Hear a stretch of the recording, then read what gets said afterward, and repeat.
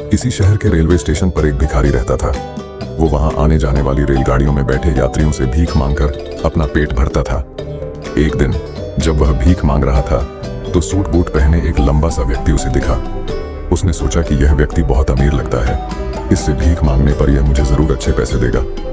वह उस लंबे व्यक्ति से भीख मांगने लगा।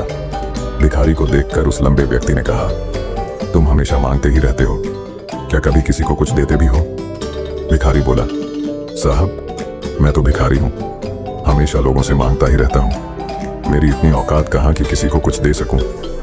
लंबा व्यक्ति बोला, जब किसी को कुछ दे नहीं सकते तो तुम्हें मांगने का भी कोई हक नहीं है। मैं एक व्यापारी हूँ और लेन देन में ही विश्वास करता हूँ। अगर तुम्हारे पास मुझे कुछ देने को हो तभी मैं तुम्हें बदले में कुछ दे सकता हूँ। इतना कहने के बाद वह लंबा आदमी ट्रेन में बैठकर चला गया। इधर भिखारी उसकी कही गई बात के बारे में सोचने लगा।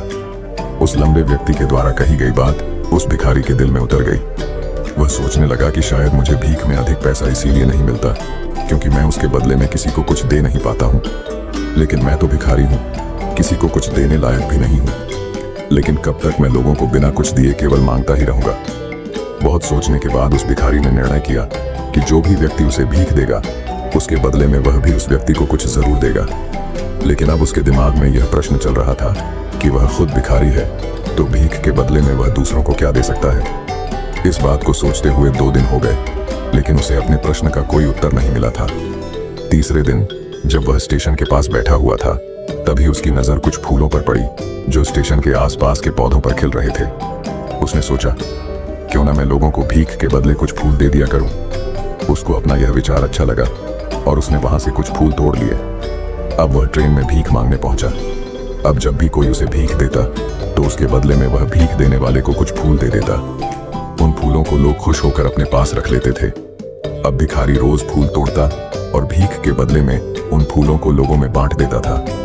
कुछ ही दिनों में उसने महसूस किया कि अब उसे बहुत अधिक लोग भीख देने लगे हैं।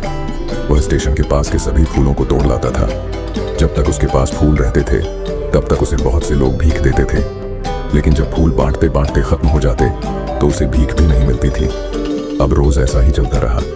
एक दिन जब वह भीख मांग रहा था तो उसने देखा कि वही लंबा व्यक्ति ट्रेन में बैठा है जिसकी वजह से उसे भीख के बदले फूल देने की प्रेरणा मिली थी।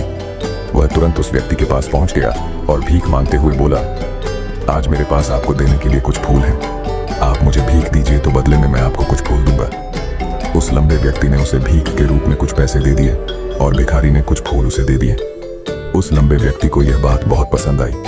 वह बोला, वाह क्या बात है, आज तुम भी मेरी तरह एक व्यापारी बन गए हो। इतना कहकर फूल लेकर वह लंबा व्यक्ति अपने स्टेशन पर उतर गया।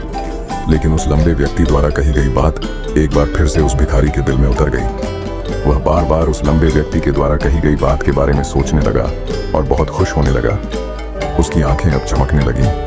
उसे लगने लगा कि अब उसके हाथ सफलता की वह चाबी लग गई है जिसके द्वारा वह अपने जीवन को बदल सकता है।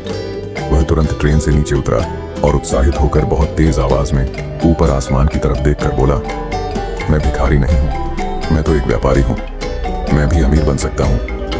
लोगों ने उसे देखा तो सोचा कि शायद यह भिखारी पागल हो गया है और अगले दिन से वह भिखारी उस स्टेशन पर फिर कभी नहीं दिखा। लेकिन 6 महीने बाद इसी स्टेशन पर 2 व्यक्ति सूट बूट पहने हुए यात्रा कर रहे थे। दोनों ने एक दूसरे को देखा तो उनमें से एक ने दूसरे से हाथ मिलाया और कहा, क्या आपने मुझे पहचाना? दूसरा व्यक्ति बोला, नहीं, क्योंकि मेरे हिसाब से हम लोग पहली बार मिल रहे हैं। पहला व्यक्ति बोला, नहीं, आप याद कीजिए, हम पहली बार नहीं बल्कि तीसरी बार मिल रहे हैं। दूसरा व्यक्ति बोला, मुझे याद नहीं, वैसे हम पहले 2 बार कब मिले थे? अब पहला व्यक्ति मुस्कुराया और बोला, हम पहले भी 2 बार इसी ट्रेन में मिले थे। मैं वही भिखारी हूँ जिसको आपने पहली मुलाकात में बताया कि मुझे जीवन में क्या करना चाहिए और दूसरी मुलाकात में बताया कि मैं वास्तव में कौन हूँ। दूसरा व्यक्ति मुस्कुराया और अचंभित होते हुए बोला, ओह याद आया, तुम वही भिखारी हो जिसे मैंने एक बार भीख देने से मना कर दिया था और दूसरी बार मैंने तुमसे कुछ फूल खरीदे थे। लेकिन आज तुम ये सूट बूट में कहाँ जा रहे हो और आजकल क्या कर रहे हो? तब पहला व्यक्ति बोला, हाँ मैं वही भिखारी हूँ, लेकिन आज मैं फूलों का एक बहुत बड़ा व्यापारी हूँ और इसी व्यापार के काम से ही दूसरे शहर जा रहा हूँ। कुछ देर रुकने के बाद वह फिर बोला, आपने मुझे पहली मुलाकात में प्रकृति का वह नियम बताया था जिसके अनुसार हमें तभी कुछ मिलता है जब हम कुछ देते हैं। लेन देन का यह नियम वास्तव में काम करता है। मैंने यह बहुत अच्छी तरह महसूस किया है, लेकिन मैं खुद को हमेशा भिखारी ही समझता रहा। इससे ऊपर उठकर मैंने कभी सोचा ही नहीं। और जब आपसे मेरी दूसरी मुलाकात हुई, तब आपने मुझे बताया कि मैं एक व्यापारी बन चुका हूँ। अब मैं समझ चुका था कि मैं वास्तव में एक भिखारी नहीं बल्कि व्यापारी बन चुका हूँ। मैंने समझ लिया था कि लोग मुझे इतनी भीख क्यों दे रहे हैं, क्योंकि वह मुझे भीख नहीं दे रहे थे बल्कि उन फूलों का मूल्य चुका रहे थे। सभी लोग मेरे फूल खरीद रहे थे क्योंकि इससे सस्ते फूल उन्हें कहाँ मिलते।